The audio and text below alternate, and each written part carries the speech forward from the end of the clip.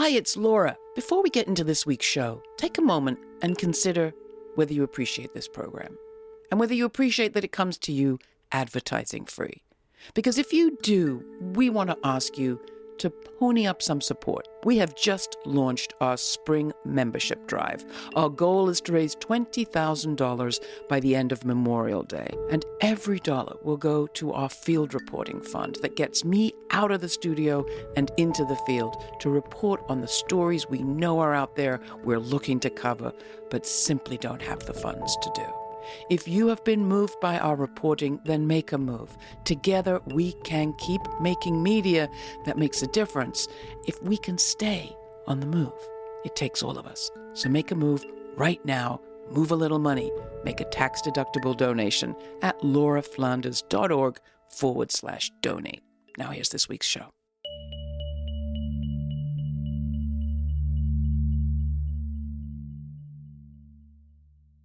Why is it so hard to close a jail even when almost everyone agrees it should be closed? Prisons are bad enough, but jails typically house people who have not yet been convicted of any crime. Rikers, which includes 10 jails on an island in the Bronx of New York, currently has over 6,000 inmates, many more than it should, the majority of whom are there awaiting trial simply because they can't afford bail. Overcrowded, overwhelmed, the place is both a symbol and a symptom of our current approach to crime and safety. It's rife with dysfunction, delays, violence, lack of care, lack of justice. In October 2019, the New York City Council passed and then Mayor Bill de Blasio signed into law a plan to permanently close Rikers and create 4 neighborhood facilities instead. It was all scheduled to be done by August 2027. But it has run up against massive roadblocks.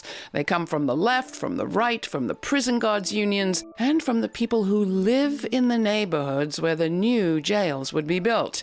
In many ways, the entire story shows just how hard it is to shrink the incarceration system once it has grown this large in such an unequal place.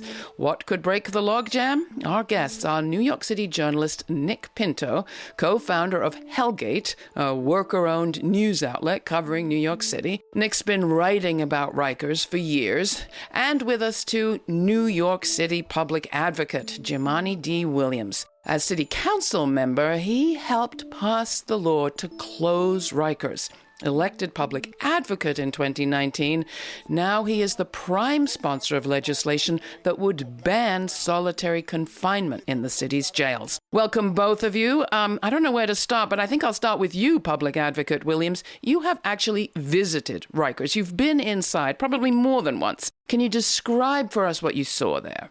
You know, I visited Rikers several times. I will say, I believe it was the end of 2021. That was a time I visited with some folks, and I have to tell you, if I visited after that, but I say that one in particular because if I was told about what I saw, I would not have believed the people who told me. It was that much of a nightmare. It was a fully dysfunctional jail. We saw people in jails and in cells that were supposed to house 2-3 people, maybe 7 or 8.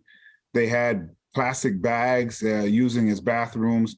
We saw one person who had been in the shower.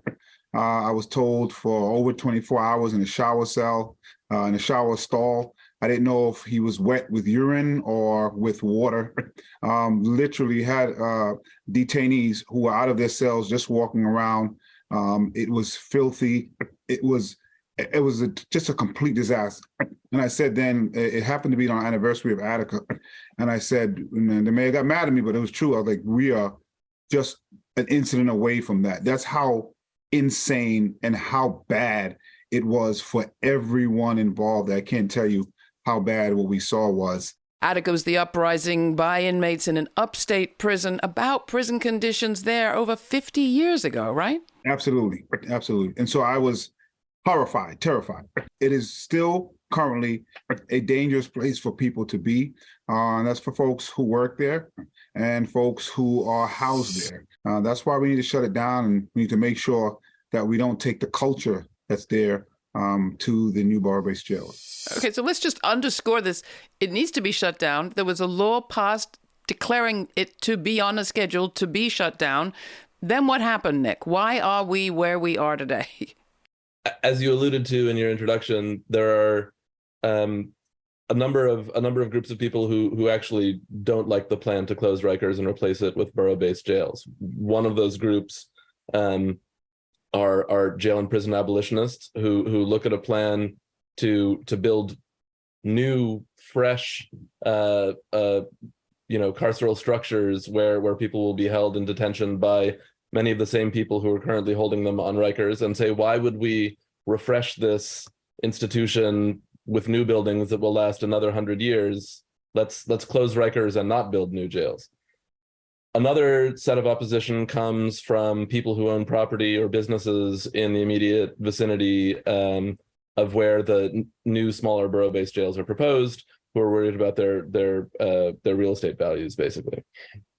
And then, I think most significantly, there is the constellation of guards unions who recognize that closing Rikers and replacing them with smaller borough-based jails involves dramatically reducing the jail population, which in turn means shrinking their membership and their power. And they're opposed to closing Rikers for that reason, and they have powerful allies in City Hall right now.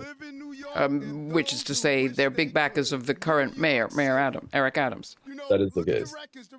Where do you stand on on the neighborhood jail plan, P.A. Williams? It's not, it's not something that I would say I wholeheartedly, oh, this is great, we're going to do this, but this is something we have to do. And this is now the law. So we have to move forward. Out of sight, out of mind. And the Rikers Island has been out of sight for such a long time. I think that's part of the reason that we allow people to languish there. And I think as leaders, if we would take the time to have a conversation, instead of trying to fit the 30-second soundbite, public safety doesn't fit within 30 seconds, take the time to walk New Yorkers through a plan that will help keep them safe, they are ready for that. And closing Rikers and moving forward with the law is part of that. There were 19 deaths last year, I think matching a historic high, one already this year. There have been many other stories that have hit the headlines over the years. Is there one that stands out to you? One perhaps that, I don't know, propelled you into your work on this issue? When it comes to solitary, Lelaine Polanco's name comes up very often. When it comes to bail reform, Browder, Khalif Browder is the name that comes up a lot. But I guess what I want to say is that I don't think any of the people who died, and I may be incorrect, was serving time. I believe most folks were waiting to have their cases heard. That's something that we have to always reiterate. 80% of the folks who are in Rikers are simply waiting to have their case heard. And I believe it's something 50 or more percent actually dealing with mental health issues. Rikers Island is the largest mental health institution in North America. And so we are talking about folks that don't necessarily need to be housed in a jail like that while they're waiting for their day in court. And I also always mention we should all be on the same page trying to push for speedy trial. The fact that people have to wait on their 1, 2, 3 years makes absolutely no sense at all. Why is ending solitary in city jails so important? Solitary is torture.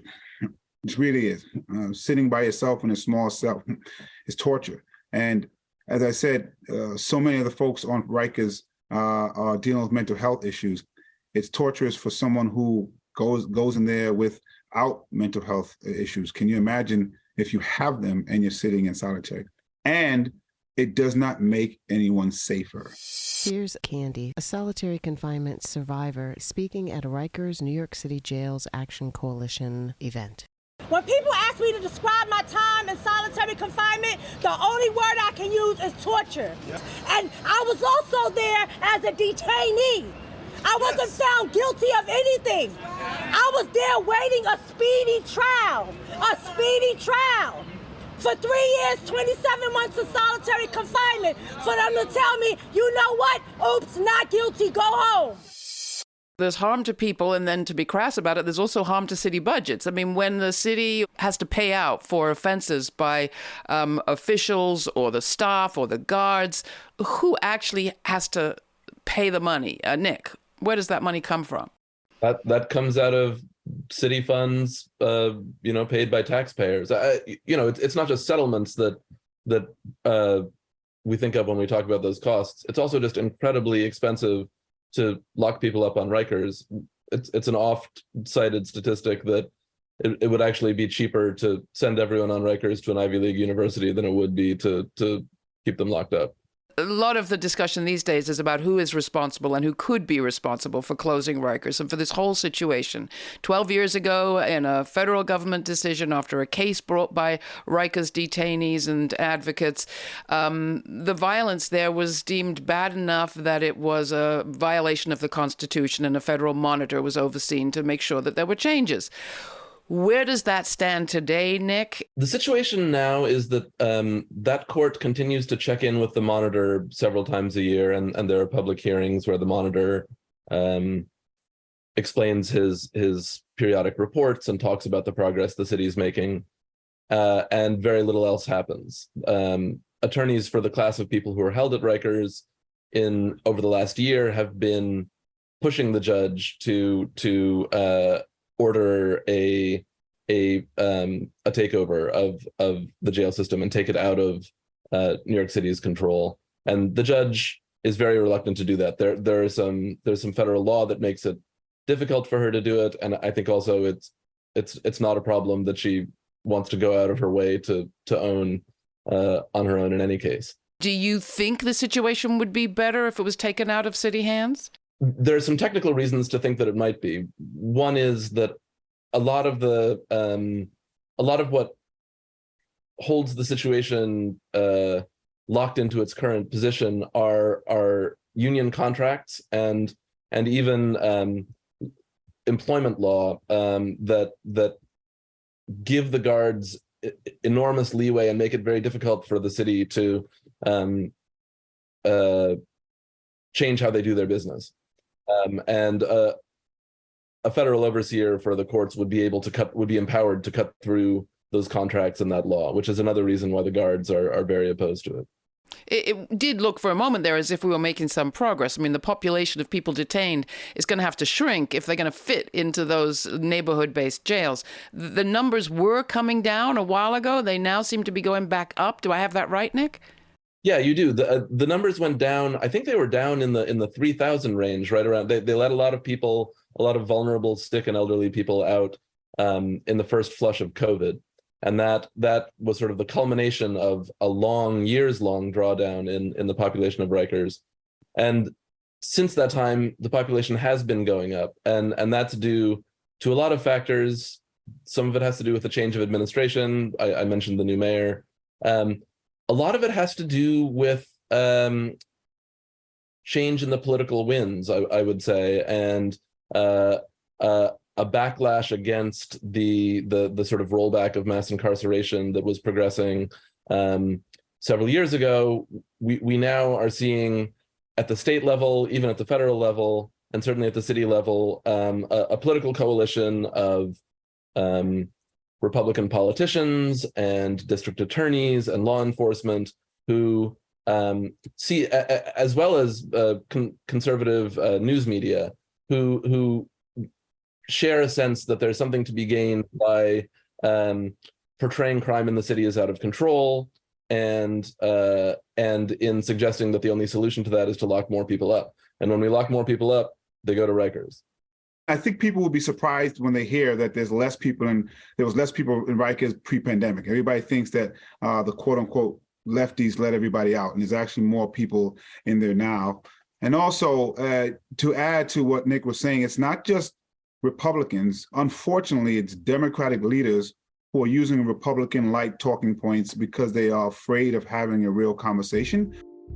This is the Laura Flanders Show. I'm Laura. My guests are Jumaane D. Williams, New York City's public advocate, and Nick Pinto, journalist and co-founder of Hellgate, a journalist-run news site covering New York City that includes a podcast. As a former city council member, Williams championed legislation that helped to pass the Rikers closure bill, now facing massive roadblocks. And Nick's been covering policing, the courts, and prisons as a former staff writer for The Village Voice and now for Hellgate for years. We're discussing the notorious Rikers jail, a jail deemed by a federal court to be so inhumane that it was unconstitutional. Why is it so hard to close a place that's already been slated to close? Next, we discuss how Rikers jail is reflective of a national problem, and not only the political but the economic shifts that are needed when it comes to changing this nation's approach to crime and safety. You can watch this episode on our YouTube channel, as well as on over 300 public television stations around the country. Go to lauraflanders.org for more information, and while you're there, sign up for our weekly newsletter to receive information on all our web events and audio exclusives, including the upcoming podcast release of the full uncut conversation from today's show. Our conversation continues, but first here's Frontline, featuring Ptah by Eric Hilton from the Farewell to Midnight EP, released on 18th Street Lounge Records. Before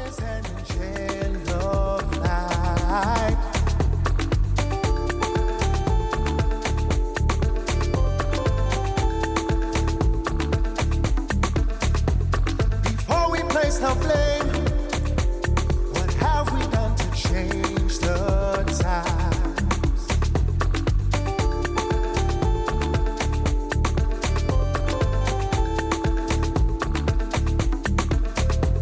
Our enemies are strong, but not stronger than soul and mind.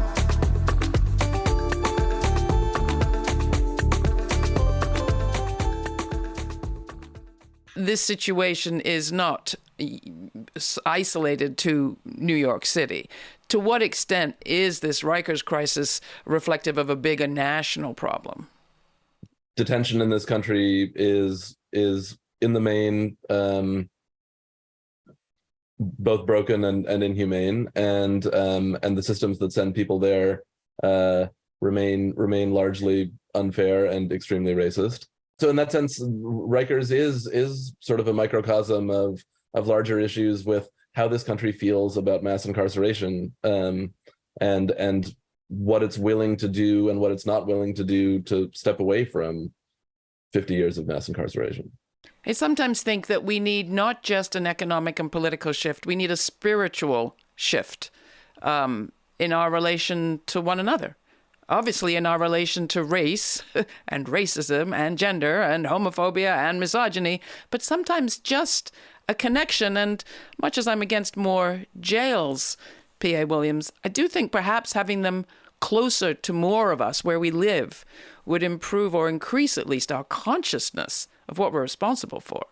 I think that is correct, 100% correct. A part of it is sometimes people say they want to deal with a problem or fix it when they mean they don't want to see it. So when we don't want to see the buildings that people are housing, when we don't want to see homeless people, a lot of bad things happen because there are real decisions that have to be made on real human beings.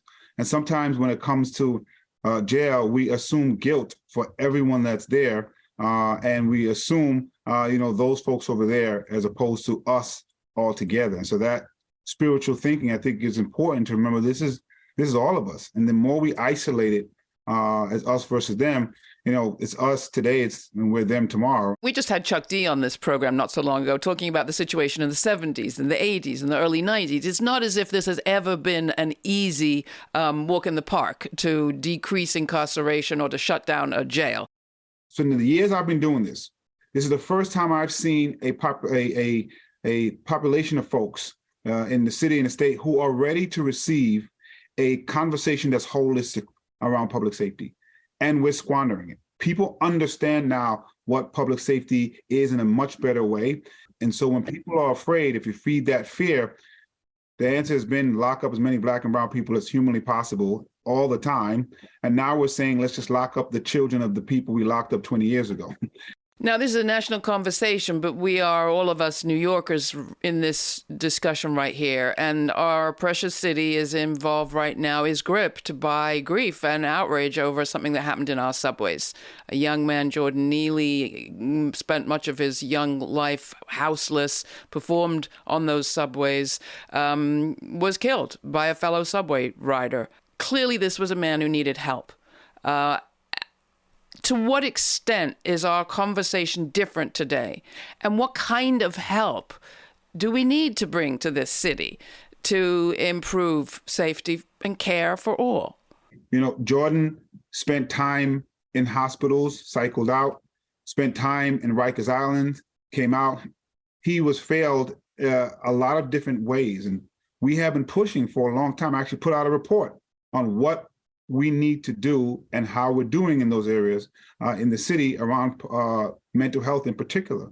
I mean, you have said we need to invest, along with divesting from incarceration. We need to invest in other measures, like what? We need to have respite centers and places where people can go in immediate times to get the assistance. Respite centers, you don't need to have a doctor's note. You don't need to have a diagnosis. You can just go in and get the assistance that you need. We need to make sure that we're getting people into housing that is supportive and has supportive measures there. We need to make sure there's a continuum of care, but we seem to get stuck at the immediacy of a tragedy like Michelle Go, a tragedy like Jordan Neely, and we feed off of the emotions of that in a way that's not helpful and has not gotten us to where we need to go. And what we need is leaders who will stand up and say, no, this is the plan, this is what we're going to do.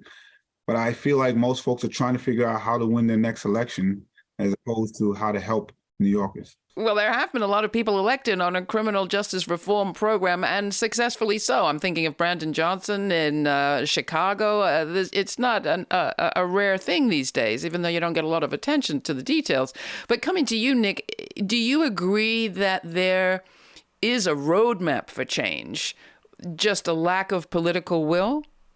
I think that's right. I mean, there is literally a roadmap. There is a plan to close Rikers that we are currently deviating from. And so, yes, I think it is a question of political will. And I think the sort of education that's necessary to bring the voting public along with this sort of change is difficult. And it's especially difficult in the face of a concerted fear-mongering campaign. Well, that takes me to the media piece. I mean, you talked about an argument. An argument has to be carried somehow. Politicians do their best, but we need media megaphones. It does seem to me there's a very big one, in fact, quite a few, arguing the tough on crime so-called line. Do you want to reflect on the media here for a bit? Sure. The media, I would say, in the aggregate, has been absolutely terrible on these issues.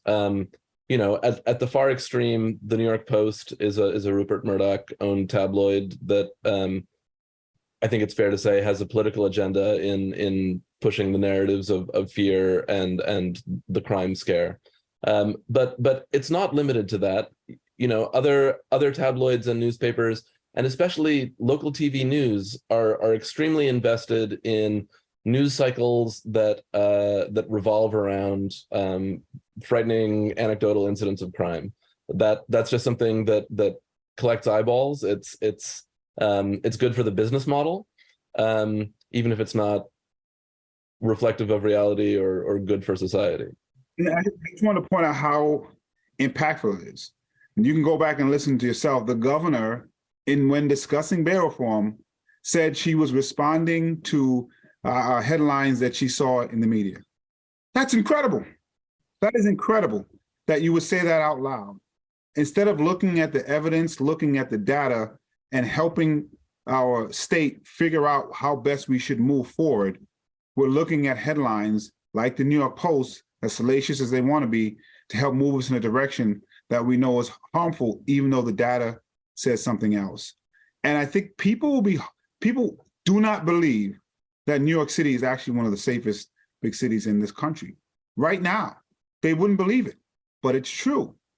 Well, I close these conversations usually by asking my guests what they think the story will be that the future tells of this moment. And I know that this is a frustrating story, but maybe the arc is, in fact, tilting in the right direction.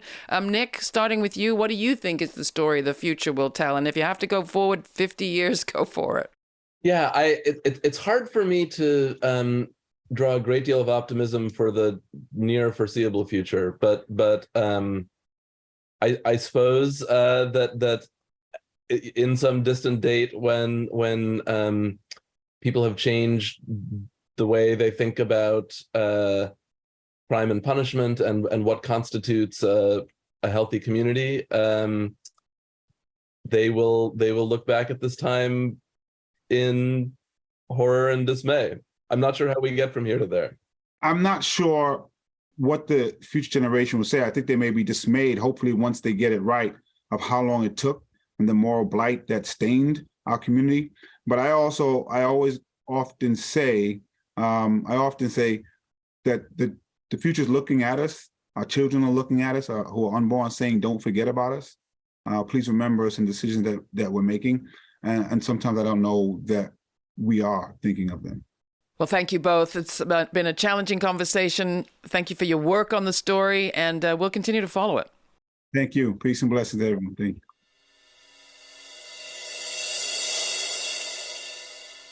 What's going to break the logjam around closing Rikers jail? Well, maybe stirring up a little East Coast, West Coast competition would help. After all, there's nothing New Yorkers like less than being ill-favorably compared to Californians.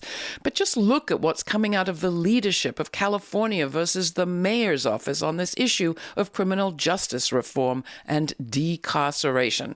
From Governor Gavin Newsom, a $20 million bold plan to transform infamous San Quentin prison into a kind of Norwegian-style rehabilitation center set, as he puts it, on breaking the cycles of crime.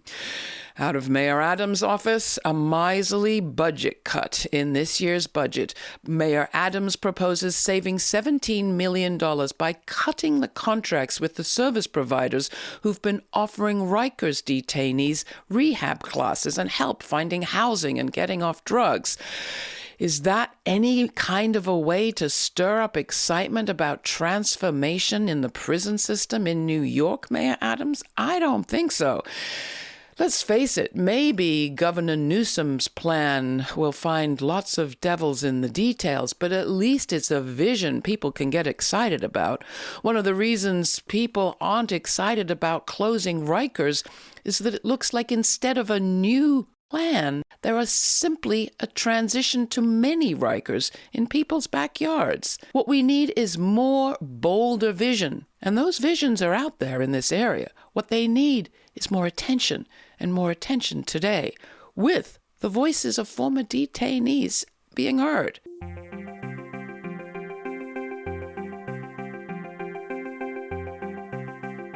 For more information on this week's show, check out our show notes posted at Patreon/The LF Show. It includes links to related articles and past episodes from our archives to explore. That's also where you'll find an invitation to watch the premiere of each week's show on our YouTube channel and chat live in real time with me. That's Sundays at 11:30 a.m. Eastern. All the details are right there at patreon.com/The LF Show, which is also where you can join our precious and beloved Patreon partners. And this would be a good time to do it because we have just kicked off our spring membership drive. Our goal is to raise $20,000 by Memorial Day in order to support our field reporting fund. If you have been moved by anything you've heard on this program, heard somebody say or heard about somebody do, then make a move by making a donation today. If you appreciate that on occasion we managed to get out of the studio and into real life, you will be moved, I hope, to Help us pay for the expenses related to traveling and hiring crews and covering post-production costs. Donate and watch your money move to the microphone to tell countless stories that we know are out there and we're eager to report on. We just need your help to get there. Will you make that move and help us go on this journey? Go to patreon.com/The LF Show and become a monthly contributor today. Become a member of the Laura Flanders Show, or go to lauraflanders.org/donate to make a one-time donation. Thanks for listening. This show is produced by yours truly, Laura Flanders, along with Sabrina Artel, Nat Needham, David Newman, Rory O'Connor, Jeanette Hernandez, and Jeannie Hopper. Major funding for this program is provided by the Novo, Park, Ellen Poss Family, Hisuku Wilson Foundations, the Schumann Media Center, Rising Fund at Tides, Kim Connor and Nick Groombridge, Jane Fonda, and listeners like you. Thanks for listening. Thanks for contributing. Thanks for your ideas. Stay kind, stay curious. Until the next time, I'm Laura.